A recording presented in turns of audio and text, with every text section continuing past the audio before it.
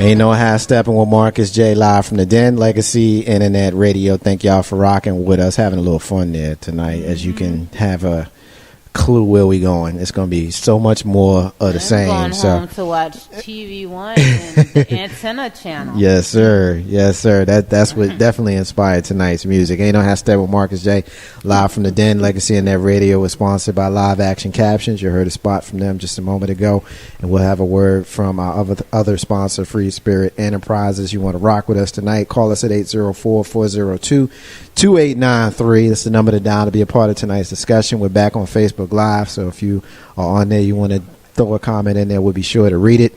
In that last segment, we got hits from our brother Sean as well as from our sister Katrina, so we thank them for checking us out on Facebook Live. If you're listening, you want a shout out, just call us, text us if you know us, or just hit us up some sort of way in social media. We got plenty of ways that you can be a part of the discussion, but let us move on.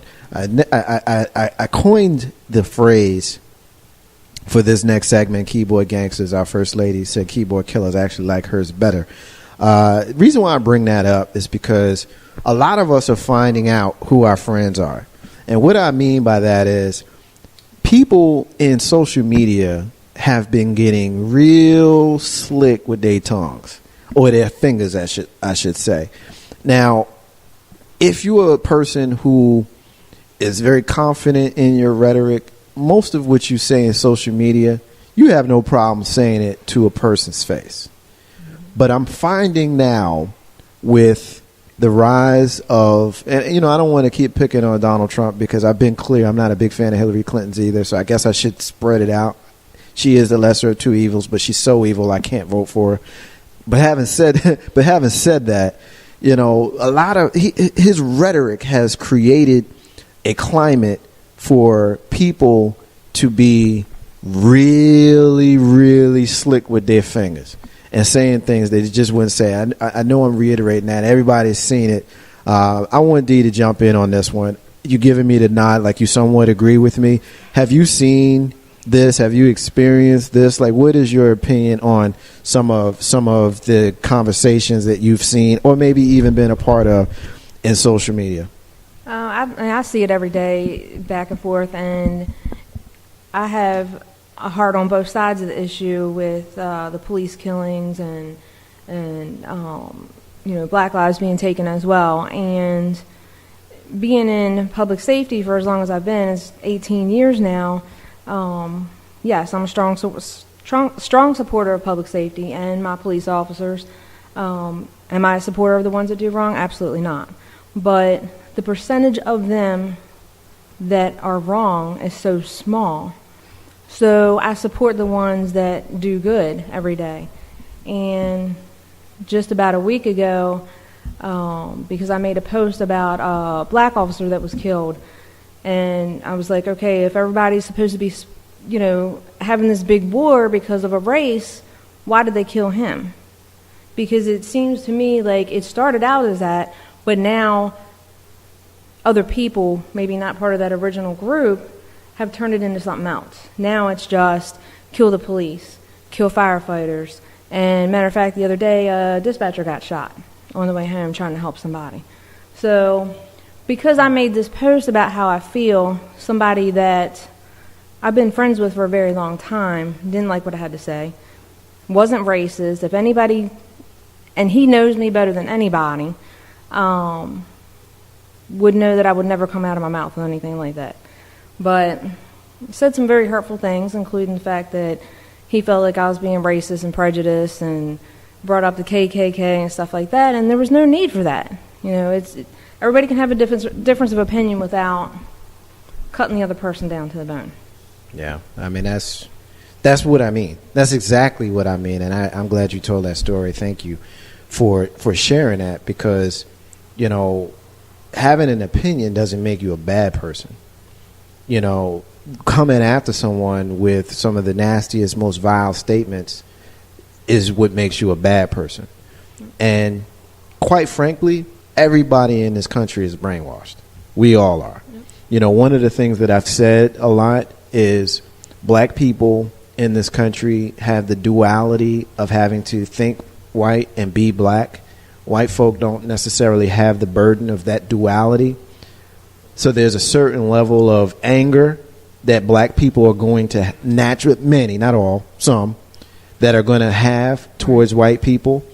And then a lot of white folk are going to feel, and I'm not saying that I know how white folk feel, I'm just interpreting what my feelings are about it, but you have a lot of white people who resent that anger because they're feeling like, I never did nothing to you. Absolutely. So why are you tripping? Yep. You know what I mean? And so it's a very fair position to take. Where it gets lost is black folk don't realize that the white guy that works at Wawa never did nothing to you. But the white guy that works at Wawa needs to realize that that black dude has some shit with him because of the things that he's seen and experienced in his life. My father, 74 years old, and he remembers seeing whites only water fountains. He's also the same age as Emmett Till. I was talking to him about this earlier this evening, and shout out to you, Pops, if you're listening. But I was talking to him about this evening, and I was sharing with him the conversation that we were going to have tonight about how those folks that killed Emmett Till, their grandchildren are the ones that some of us black folk got some real issues with today. Those folks that are black who are angry need to bring it down a little bit, and those folks that are white that are angry need to bring it down a little bit. Now, if we take it back to what I was talking about, the keyboard gangsters and stuff, that anger spills out into social media because you ain't there to say it to a person's face. Right. A lot of the stuff that you see, and I don't know your situation with what that person said, but my guess is if you had been in a cipher like we having right now, y'all probably would have had that conversation. This person would have seen your body language and your sincerity and what you were saying, and it may not have even gone there. But if it had, he probably wouldn't have been, or she probably wouldn't have been as aggressive with whatever it was they said to you. Why? Because sitting behind this computer gives you an extra pair of balls that you wouldn't have had if you had to face a person and call him an effing idiot, like what I was called last week. Yeah, I went viral last week, y'all. And shout out to some of y'all punk asses that's listening right now. I ain't hard to find. 804-402-2893. That's why I didn't engage you, because I know I got a platform where if you want to call in and say, I don't screen calls. When the phone rings, I answer it. 804-402-2893 is the number to dial. Now, if you're going to call in here and cuss, then I'm going to hang up on you. But if you're going to call in here and have an intellectual conversation about why I'm wrong about my opinion, I'll talk to you until the conversation runs its course. I just feel like the keyboard killers come from, again, for people who, if you have an opinion and somebody really challenges you on your opinion or actually knocks your opinion out the water, then that's when everybody gets in their feelings. Now, the person who sent D the message, I really don't feel like if they were face to face, it would have went down like that. I think it would have been more of a head tilt. Okay, yeah, D, I understand. Okay, well, let's try to work something out. I know you're not like that, especially because she's had this relationship for a long time. Now, I haven't even known D that long, or as long as that person has known her, and I already know she doesn't get down like that. So it again, I believe in a lot of things. Of course, the keyboard killers come with anger, and you could be anybody you want to behind the keyboard. So I feel like, again, if you actually have the balls to say what you need to say to someone, then you can easily inbox them. Again, why do you have to be all in public and letting everybody know what you say to make them know, quote unquote, that you a badass? Coward. Inbox me so it's just me and you, and we can go back and forth there. Or again, like you said, we can meet. Now, if you're in another state or whatever, say what you need to say. But I just really feel that the keyboard killers, you need to really get on your stuff. Either get a job, know your stuff, and research it, or just shut the hell up. Because for real, keyboard killers get hurt.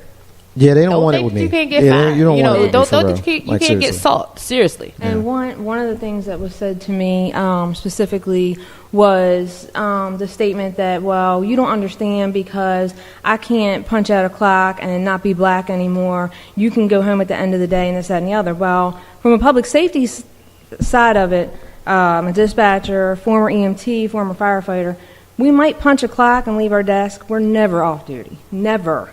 And when you call 911 for an ambulance, police officer, fire engine, whatever, we don't ask, are you black, are you white? Oh, you're black, we're not coming to help you. Those officers, when we give them the calls, they don't ask, is this a black person? Well, we're not going. It's their job to help people. We don't care what color your skin is. So for them to say something like that to me, knowing what I do and how long I'll do it, it was it's hurtful. Very hurtful. It's hurtful. As far as hearing that, I think that everybody has their cross. I think that there's a real issue with compassion with the average white person in this country with regards to what we deal with as black people. And I think that there's a lot of anger there, but the wise way to handle it is, on both sides, is not to be combative. And I think what ends up happening is the individual personality takes over in the discussion, and that's what becomes the national narrative. Because quite frankly, you may not be a racist, but you might really be an asshole. You know what I mean? And Marcus J., not to cut across you, but to cut across you, because that's what I just did. My bad. Sorry. Yeah. Are you upset? I know you are. But no, I just want to say this because I have ADHD and I'll forget if I don't say it right now, if I don't interrupt you. And I forgot what I was going to say. Dang, I forgot. And this is somebody that knows that, I have people in my family that are black. And I have always been with this group. They've always included me. And now all of a sudden, everything's different. Well, that's what I meant. That's what I meant when I said that we are really, at this point, we're finding out who we rocking with, like who we've been rocking with. And quite frankly, there's people who know me and love me that are not black, that hear me come on the radio and I blow their mind. They're like, "Damn, I ain't even know that." I've had some people unfriend me for saying too much black stuff. I'm 42 years old. I've always been this way. Since college, basically for 25 years. I've been this way. You just haven't had an opportunity to really rock with me. And the same, goes for some other folks. I found myself kind of surprised by some of the things that people have said, but I realized that nationally, just the national narrative for how we are, we're brainwashed. All of us are. We are brainwashed. Yep. Okay, so now I remember. Okay, I'm excited that I remembered. Okay, but this is my thing as well, and kind of going back to what Dee said too, as far as the people who claim to be under Black Lives Matter and they're just killing everybody and not having any consideration. A lot of those people, again, yes, they may be doing it under the movement, but you have these people, again, even not with the whole Black Lives Matter. Anybody who does something destructive or takes somebody or something happens in a mass amount, there's always a copycat. So you have these people, again, who shot the Dallas police, but then you have people who went and shot the police in Louisiana, and then another police officer just got shot in Chicago last night. So, again, it's the copycats. It's the ones that feel like they're not getting enough attention, so therefore whatever I need to do to get that attention, then I will. So I can understand how you say, they've turned, the people who are doing it now have turned Black Lives Matter into something totally different. I mean, I guess you can put them under the movement if they say that's where they are, but, again, a lot of people are doing it for attention. And then, unfortunately, like you said, they're doing it under the whole Black Lives Matter. I killed them because of, they're killing black lives. It is a lot of people with loose nuts up there and real talk. I mean, just saying it for real. I mean, so they're going to do what they need to do to get the attention and try to get their point across so they can be heard. But now, these people will go down in history. Whether we mention their names for the people who killed the cops or the children, their names will always be out there. When you look up in the next 10 years, that man's name is going to come up for the one who shot these police officers. Yep. So therefore, they've done what they sought out to do. Yeah. So, unfortunately, it's just not going to stop. When people don't have conscience or they don't care who's in the way or who they kill, who are you going to stop? Just like the whole gun thing. how are you going to take the guns away from the bad people? You can't do that. I just saw a story. I guess evidence room in one of the police departments had like $56,000 worth of evidence missing or what have you. So again, it's not always the people out in the streets. Unfortunately, sometimes it is the cops, you know. And then the cops, I feel like the good cops are scared to squeal out the bad cops, because I think the bad cops have been there longer than the good cops. Yeah. So they're able to tell, man, you do this, so they got to take you down. They got their own version. Got their own version of stop snitching. Exactly. Yeah. Right. Yeah. So I mean, how do you wean them out? Well, you know, when we talking about brainwashing, when we talking about how the narrative goes with Black Lives Matter. Do you think the cops are brainwashed? Yeah, by some of their own? Absolutely. I think the news media is not helping. Oh, they're doing a lot of it. Yeah. Well, it's sensationalism. It's what's getting eyes on their broadcast. But when you talk about Black Lives Matter, and you compare it to a terrorist organization, you know, no one refers to, you mentioned the KKK a little while ago, nobody refers to the Ku Klux Klan as a terrorist organization. These cats pulling people out their houses and hanging them from trees and burning crosses, you know. And Black Lives Matter, as it was created to draw interest and light to the fact that black people are being brutalized by rogue cops. No one says that all cops are bad. However, there should be a duty for any bad cop to be weeded out immediately. Right. Immediately. There's a phrase called "one bad apple spoils the bunch." It's real. A farmer's smart enough to know to take that bad apple out. But there's this thin blue line, and to stop snitching. It's funny how we say stop snitching in the hood, but that's exactly what happens with the police. And so when we forward that narrative and we talk about the brainwashing, you'll look at some folks on the right and they'll get certain people that'll give you these far type of statistics. But the reality is the incidences of police being killed by civilians has been going down for the last 40 years. Literally. I didn't make that up. It's been going down for the last 40 years. Whereas the incidences of police killing civilians, particularly civilians of color, unarmed, has steadily been rising. That's the real narrative. And that's what we're talking about when we're dealing with, you know, brainwashing. And if we kind of bring it back to the whole keyboard gangster thing, you got a lot of these people who are riled up looking at their news stations. You're talking about the media, who have their own agenda to keep us divided, you know? And to keep us divided, you got to tell black people that white people are devils and ain't shit. And you got to tell white people that black people are going to rob you and they're terrible and all of this stuff. And, I mean, we know history. Everybody knows history. We ain't got to rehash it. We'll rehash it on another show. But for the purposes of this show, we ain't got to go through all of that. We ain't got to go through all of that. It's 2016. Treat me fairly. That's it. That's it. That simple. It don't matter if you black. It don't matter if you white. It don't matter if you blue. Treat me fair. When you pull me over, call me sir, because I deserve that. When you pull me over, don't freaking shoot me after you ask me for me to pull out my license. Yes, I have a gun, because the Second Amendment says that I can have one. So don't freaking shoot me. Like, seriously. Because if you pull your gun at me while I'm reaching for my wallet, I got a right to pull it out and shoot you. Yep. I do. Yep. So that's it. That's all we ask. Treat us fair. Like, don't give me this all lives matter stuff. Keyboard gangsters who was hitting me with that bullshit, don't give me this all lives matter stuff. That's the most offensive, outrageous phrase I've ever heard. My mama died. Oh, man. Well, I got a mama, too. That's how stupid you sound when you say all lives matter.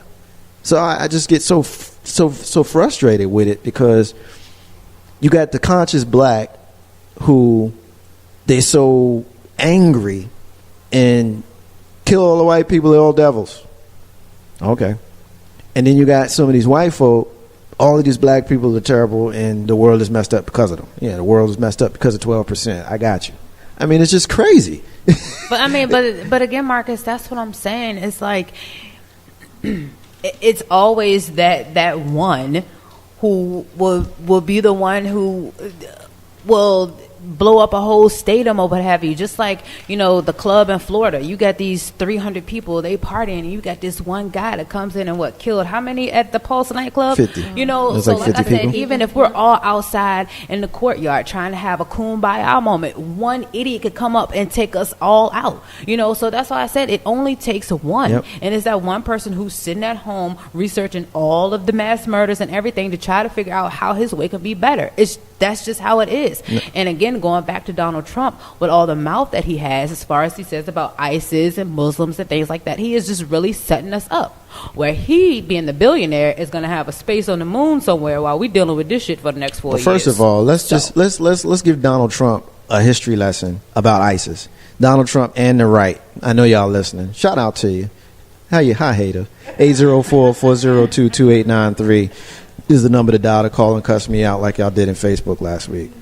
But let's have a history lesson. You got a lot of folks on the right who want to blame the rise of ISIS on President Barack Hussein Obama and the Democratic Party and Hillary Clinton and all of that stuff. Well, here's the history lesson. ISIS was formed in 2004, and they grew out of Al-Qaeda, and they rose to prominence over the next couple of years, not peaking, but getting to the point to where they are in around 2006. And so they've been in existence for 12 years and in a strong way for about the last 10. But if you listen to Fox News and others like them, they will tell you that ISIS began in 2009 when President Obama took office because of his failed policies. This is what I mean when it's the brainstorming. And it don't take nothing but a Google search to realize this. Because you know how I know? Because I Googled it. That's how I know. And so I think it's very important for people like us in this room. Because if we have one person that's listening to us, one, who goes back to their crew and says, you know what, I heard this dude, he's kind of arrogant, I don't really like him, but he did say some cool stuff. I looked up what he was talking about, he makes some sense. Then we doing our job.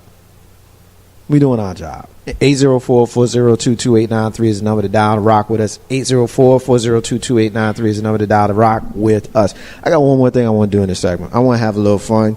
I want to kind of show when we talk about brainwashing and we talk about how there's a different set of rules for different people. Take a listen to this story about this dude. He's a police officer who got upset about the Dallas police officers that were killed and what he did to protest his anger and how he was treated will surprise some, outrage some, but then there's others who say it's par for the course. Take a listen. From the back of a squad car, a sheriff's deputy admits he fired guns irresponsibly into a residential neighborhood and a church. But he faces no criminal charges.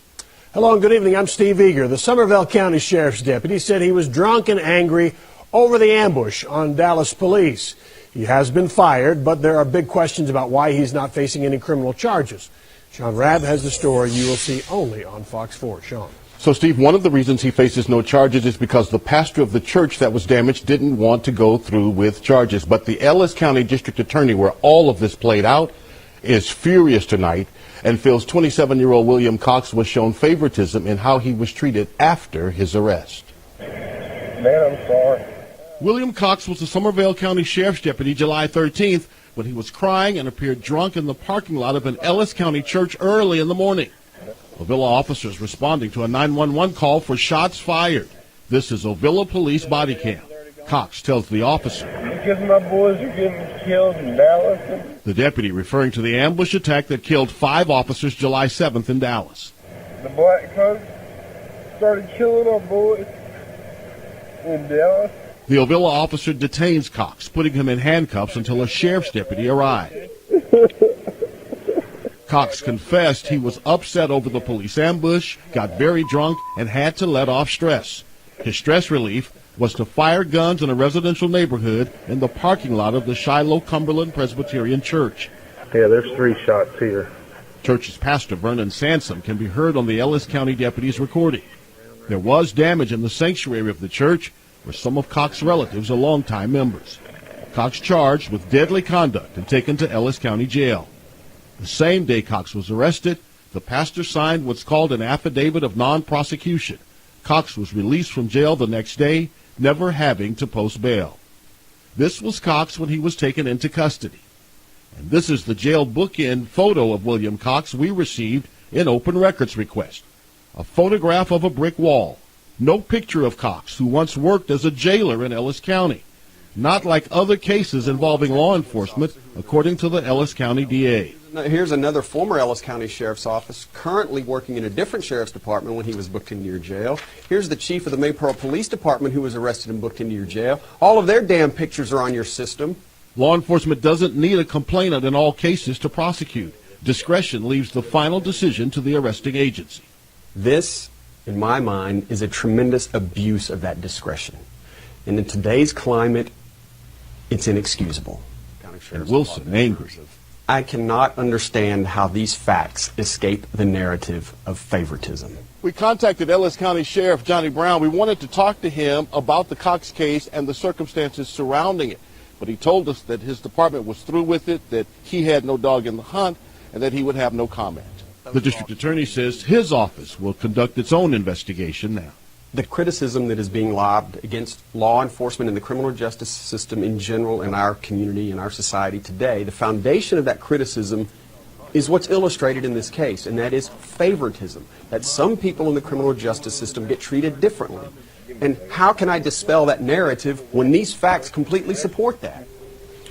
Now, the Somervell County Sheriff's Department terminated Cox, who'd worked there since 2011 and was a model employee, immediately upon learning what happened. The chief deputy there telling me you can't get past shooting up a church. The pastor told me by phone today he didn't want charges filed because, Steve, it's all about forgiveness. Now, again, we called Sheriff Johnny Brown a second time, wanting to still give him an opportunity to respond to the suggestion of favoritism, and he did not call us back. And he's the guy who says they got no dog in the hunt, but he clearly does. They're the investigative agency. Sean, let me ask you a question. If they choose not to get involved, you have on tape this Officer Cox saying, I'm sorry, I fired off shots, essentially a confession. Can't an agency up the line, maybe DPS or the Attorney General, take this over and step in? So as we mentioned, the district attorney says he and his office will launch their own investigation. He's sending his chief investigators out to the pastor of the church, to Cox, and to look at all of the evidence. That is the same stuff we've acquired through open records. They'll make their own findings, and it is still possible this case will go to an Ellis County grand jury for ultimate deciding whether William Cox, who you see there in the back seat of that squad car, will face charges on deadly. Ain't no hashtag on Marcus J. Live from the Den, Legacy Internet Radio. Before we comment on what we just heard, shout out to a few people who are checking in social media. What's up, Melanie, my sister in the Shy? Shout out to you. Shout out to our sister Shayna Latia, our clairvoyant medium. She's checking us out. I see our sister Neek is checking us out, and our sister Michelle K is checking us out. We had a comment a few minutes ago. I lost it. Let me get it back. Our sister Brenna says that she's going back a little bit. She's talking about Hillary Clinton. She said Hillary was bought and owned by corporate America and big money interests, and a vote for Trump is an act of treason. Yeah, pretty much. I mean, this is the same dude who wants, the Russians to help him get, secrets on Hillary. So, I mean, he said that, and he tried to back it up by saying he was joking, but I don't know that in today's climate we need to be, I don't think we need to be joking about matters of we call homeland security. But we heard that a lot of people have issues with how law enforcement is treated in the law enforcement community. So let's jump in. First Lady, what's your thoughts on this? Oh, that would be me. Hey, y'all. Well, first of all, not even, pulling no race card, but I noticed that the white sheriff's name was William Cox, who I was so looking forward to seeing a brother. But, hey, my first name is Melissa, so, it is what it is. Saying all that to say, and I really don't know why. I really have nothing to say because just basically, seriously, the fair treatment thus far that he has gotten for what he has admitted to is just almost disgusting and foul because, again, they put him in restraints, I guess, for the safety of, because that's what they had to do. But, he didn't have no mug shot. It was just the brick wall. My bad. It was a little light on the left side, so I didn't know if it was really his face, but now that you said it, So that nice mug shot that's going to be permanently in his record. I'm pretty sure, he may be fired. That's the craziest part. But that's I'm pretty sure it's administrative leave with pay. No. Okay, that's what they said. Again, you're gonna see William Cox back at the desk within a month once this investigation goes through, and being that he has already admitted what he's done, that'll probably be his punishment. What you think? What you think, D? I think it really depends on the police department, because some of the departments that are more prestigious and more, there's a lot of departments in Virginia that are very prestigious departments. They take stuff like that very seriously. And I can tell you, if you have a complaint with an officer and you call and make a complaint, it will be addressed immediately. Now, some of these smaller country departments, probably not. There's some departments out in the country parts of Virginia that don't even have an internal affairs department.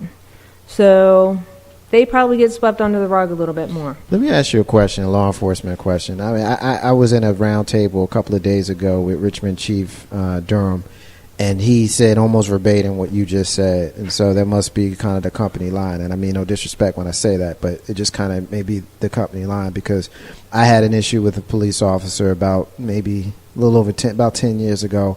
Quite frankly, he was a real asshole. And I reported him to his sergeant. And I felt like I was given I'm sorry you feel that way. I'm going to definitely take care of it. And I promise you it'll never happen again. It's like, okay. Whatever.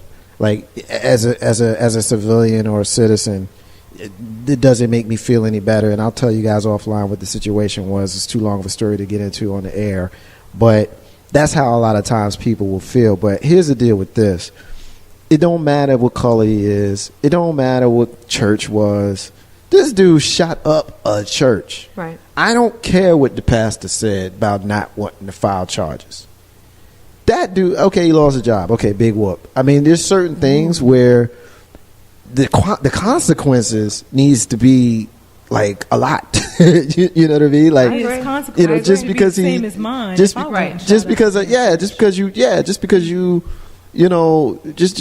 you don't press charges. Like, think about, like you just said, because if I got in my feelings and I said I'm gonna go and shoot up a church because police is killing Romali Graham and Oscar Grant and Freddie Gray and John Crawford and Tamir Rice and what's the brother in New York, Sean Bell and Abner Weimer, and Eric Garner.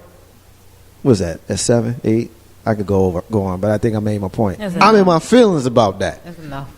So I'm about to go shoot up a church. Let me shoot this church up right quick, because I'm mad about that. What y'all think would happen to me? Okay, but let me tell you. That's the problem. Let me tell you something too. I think a lot of these officers, again, they're watching the media as well, and they already know. I feel like that they have this whole fraternity thing. Of course, brothers for brothers, and again, if I do something bad, I'm not really gonna tell on my brother, especially if you're my partner. I'll probably try to talk to you one-on-one, like, no, that's not good or what have you. But taking it, a little off, but I watch a lot of SVU, Law and Order, and it was one episode. Seriously, don't laugh at it like that. Yeah, she is totally shout out to Mariska Hargitay. I'm gonna name my baby Mariska behind you. Yes, real talk. She doubled over in laughter when she just whatever. But no, seriously, because it was one episode where the EMT workers, they found out that one of the EMT workers, when they were helping people, one of them was raping the victims, and it took a long time. But they weren't going to squill each other, they weren't going to snitch on each other. Well, the other one wasn't until they put, like the mic on or what have you. But Again, unless somebody I feel like is really investigating you, then nothing's going to happen. So again, a lot of these officers, they've seen what happened and be like, oh yeah, I can be a little trigger happy and I'll be on administrative leave with pay, or I may be fired, but I'm pretty sure I'll get another job because I'll get a good letter of recommendation from whomever. So again, I still do not feel that. That's why he confessed. That's why he got drunk. That's why he did what he had to do. And I'm pretty sure prior to him getting drunk, he already thought about this. And he knew, okay, I'm an officer. I see my other brothers, they've gotten off. Maybe with a little trial, a little something here and there, but I'm going to get off, so I can do this. And you put on top that you were drunk. So I really feel that, again, he'll get off. And on top of that, the pastor does not want to press charges. I mean, that's on him. He's on the whole he forgives and man don't have to pay for shooting up the church. Or if the congregation was full and somebody got shot, would it be different? You know, would he still be speaking of forgiveness, you know? I think the fact that it's a church isn't really relevant. Like because you're shooting into a structure. You know what I mean? Like it could be an office building. It could be a storefront. It could be a car. You know what I mean? Like you're shooting into a structure in an unsafe manner. Like it is to me, it is so outrageous that this dude went home the next day, that for those of us who are convinced that police and how they're treated is institutionally giving them, certain leeways, that's the case study right there. Right there. I mean, how many times do we have to see somebody get killed and there's no charges when it's like really, really clear? You know what I mean? What's the dude, the Fruitvale Station one? I think that's Oscar Grant. Like the dude was on his stomach, already down. He didn't have no weapon. He got shot in the back and the cop said, oh, my bad, I thought it was my taser. He went home. You know what I mean? Eric Garner put his hands up and they grabbed him, put him down to the ground and choked him out. Tamir Grice had a gun, and so did John Crawford, both in Ohio. Both had guns in open carry states and got shot. It's outrageous. It drives me crazy. See something like that. You see something like that, and you see that there is clear institutional reasons for why these things happen. Because this dude can shoot up a structure and have no punishment. Just like that same guy could have killed somebody, black, white, whatever, and have no punishment. That's the problem. And just real quick, to fast forward to not too long ago when the counselor or the worker was helping the autistic boy and the police shot him. Absolutely. And then when he asked him, why did you shoot me? He said, I don't know. So... And then tried to say he was going after the autistic kid. Yeah, exactly. Which makes it worse. So then you're going to shoot the autistic kid who has a white toy truck that you said that you thought it was a gun? So what? Speak on it, boo. Go ahead. Tell her what you feel. Yeah, Go ahead, Lexi. Jump in there, Lexi. I honestly think that was really stupid because, it's an autistic child. You can't just go shooting him. He doesn't know what he's doing most of the time. He's just trying to play with his truck, and even if they weren't aiming for the autistic kid, they were aiming for the other guy who wasn't doing anything. Okay, you go and shoot this man. That's going to mentally scar this other person that just saw you shoot someone in front of them. Yeah. Even if you don't kill them, they watched you shoot someone for no reason, so what are they supposed to think? And that's what I thought about the guy who... the girl who recorded it on Facebook Live with the 4-year-old daughter in the back seat, and he shot. I'm like, what is going to happen to her mental state? Like, and of course you can hear on the video her telling her mom in the back seat, it's going to be okay. It's going to, she's comforting her mother, but she knows what's happened. And like the mother said, she felt that the daughter knew that he was already gone before anybody else told him anything. So this is the turn the mic on, bro. Can't hear you. Go ahead. Oh, my bad. Okay, go ahead. Testing. Yeah, there you go. Go ahead, Solo. Did the daughter say that the gentleman was dead? The daughter, I heard that she even said that. Yeah, I did hear that too on the second time that I heard the story, that she did know that already. But excuse me, I'm sorry. I mean, just people have just no consideration of lives these days. Again, it's like so many people are going through things and they don't know how to talk it out, or they don't have anyone to talk it out with, or they just feel like that people don't understand what they're going through. You have got to seek help. Like, you cannot think that you taking someone else's life is going to make you that bigger of a person, or that you're really going to get how you feel or your thoughts across by taking somebody else's life. What is that? A lot of people, of course, they don't care because they kill themselves 9 times out of 10 after they do it anyway. So, I mean, which is a cowardly thing to do when you create all of this hysteria and this catastrophic event, and then you just check out. But then my thing is too, and of course this is going to sound really, really crazy, and I understand how crazy it's going to sound, but for all these people who are doing these mass shootings and doing these things, like, if we could really get into the minds or the backgrounds of these people, how do we know what these people have been through?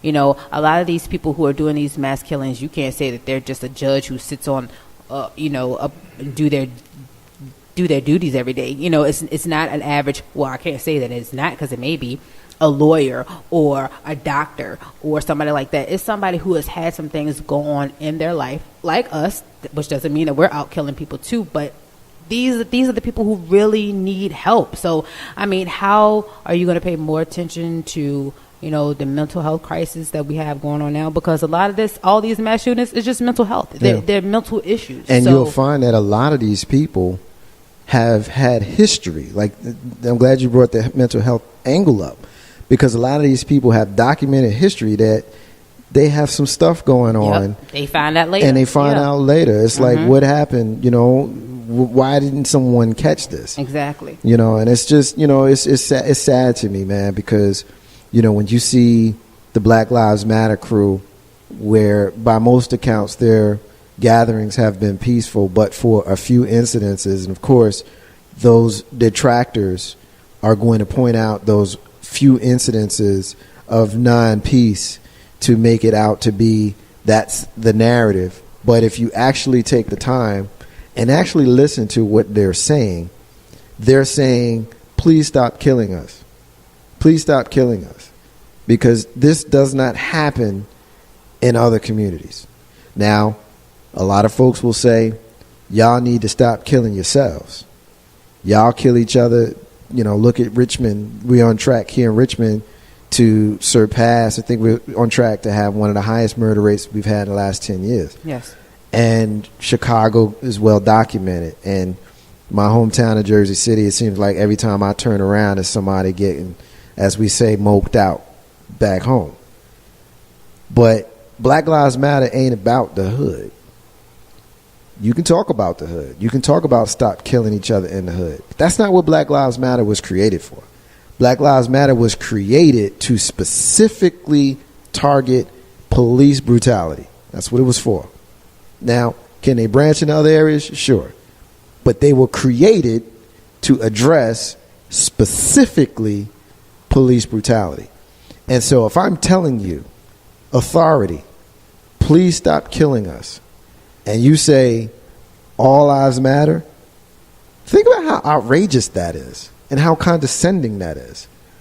But yet you don't care, social media keyboard gangster, because you get to say whatever it is you want. Right. My opinion in my life doesn't matter to you, right, because I'm being a whiner and I'm complaining. Right. When I personally know people who have been affected by this stuff. Right. You know, it's not a whole lot of degrees of separation that we got to go through that we can get to these. I've been pulled over for driving while black, and I've had some situations where it worked out for me, and there have been some situations where I felt like I was treated unfairly.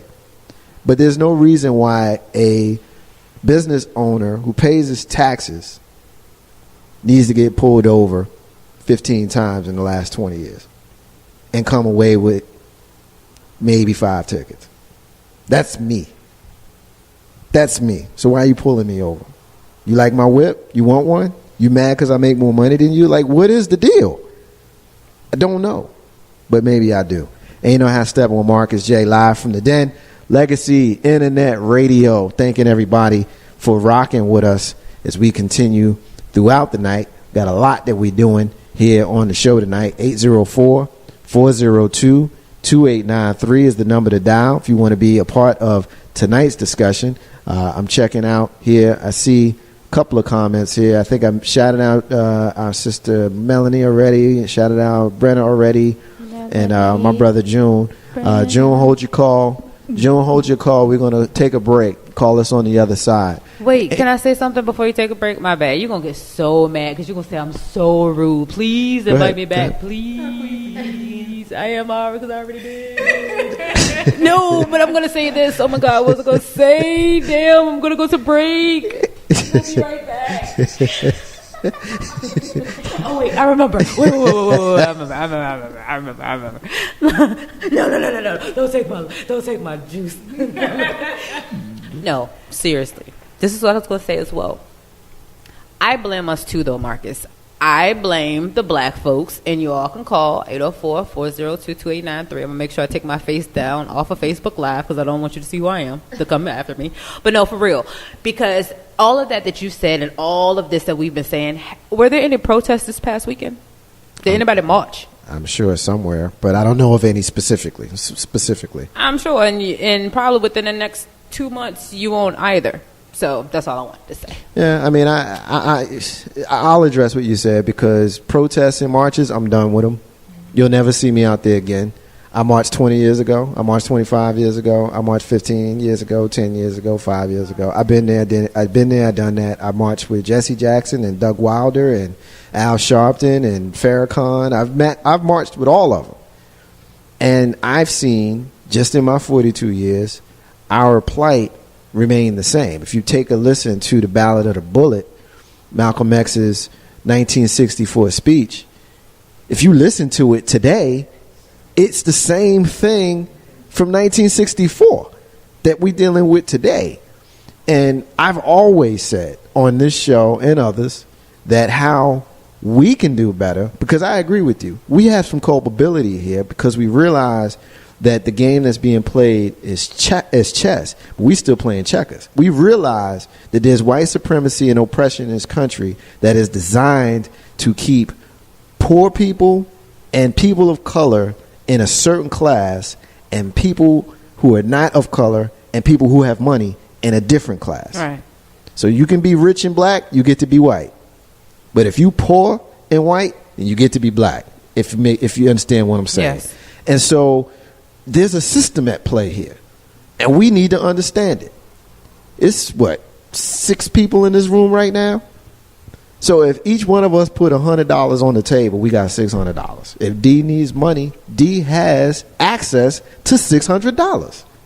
That's how you do that. But nah, I don't trust D, because she going to run away with the money.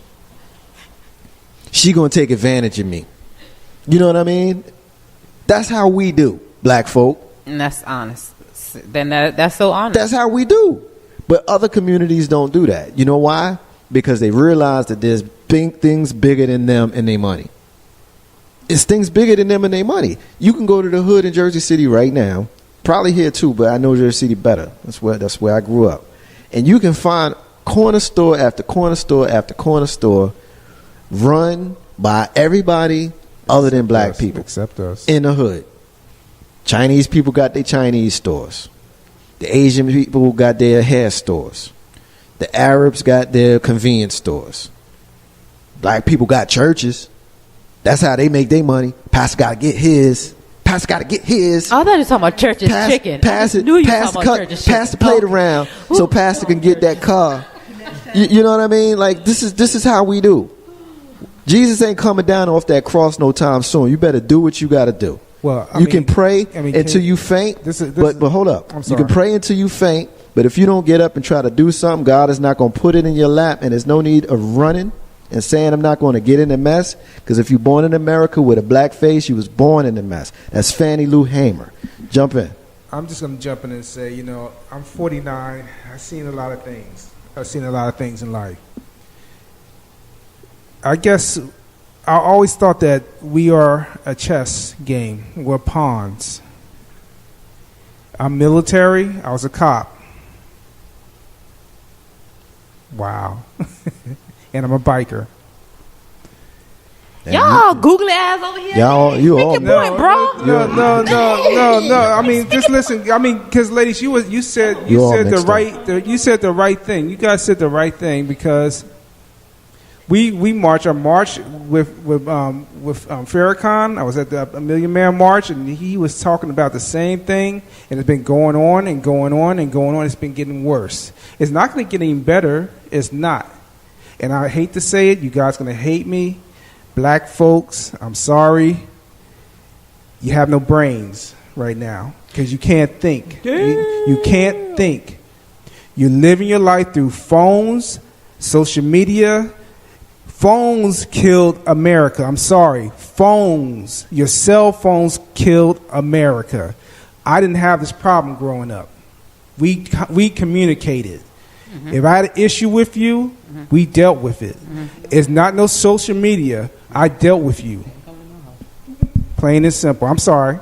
Don't apologize. Nah, don't apologize because everybody's opinion on this show is valid. And Word up. You know, everybody's opinion is just as equal as everybody else, including mine. But you guys hit it right on the that. head. You guys hit it right on the head. For real. I totally agree with what you said, and to take it even further, how many people could actually do math in their head like we used to do when we was coming up? So that's exactly what I was thinking as you was talking. So you want to jump in, you jump in. Ain't no half stepping. Marcus J, live from the Den, Legacy Internet Radio. We're gonna take the break, and when we come back, we're gonna completely shift the show away from all the seriousness. We're gonna have some fun, and we're gonna do a segment that we used to do a lot in the past that we haven't done, and we're gonna do it tonight. It's called Random.